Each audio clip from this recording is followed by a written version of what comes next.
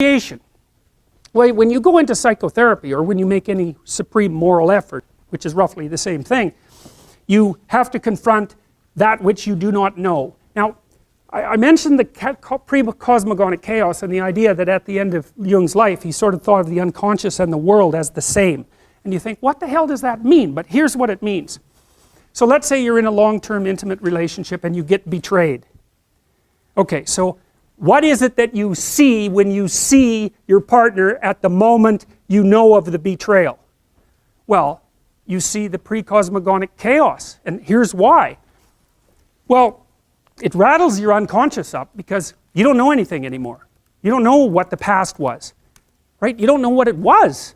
And it's supposed to be real, and all of a sudden you don't know what it was. And so you come up with wild ideas about what it might have been and what it represented, and then you don't know what the future is going to be anymore.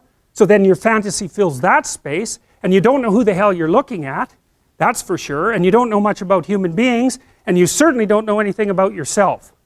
And so all of a sudden, not only is everything in chaos inside your mind, but everything is in chaos in your world. And it actually is, and there's no telling the difference between those two things.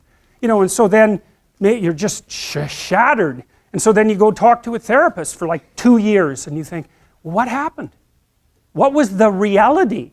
And the reality is, because who knows what the reality was, like, but as far as you're concerned, the reality is, I better represent this properly in my head. I better figure out who I was, who that person was, what we did together, and what it meant, because I do not want this to happen again. And so you're healed when you get to the point where you've grasped the bloody moral of the story. What went wrong? And how can I not have that happen again? Because that's the purpose of learning, right? That's the purpose of memory. It's to prepare you for the future. And so you have to pull out of that massive chaos a functional representation that increases your wisdom so that you're not this naive target the next time you enter into a relationship. So at least you can have another relationship without being so traumatized that, you know, you're done. And you know, it can take people years to talk that through, because this landscape of potential opens up when they're betrayed. It's like, well, anything could have been the truth.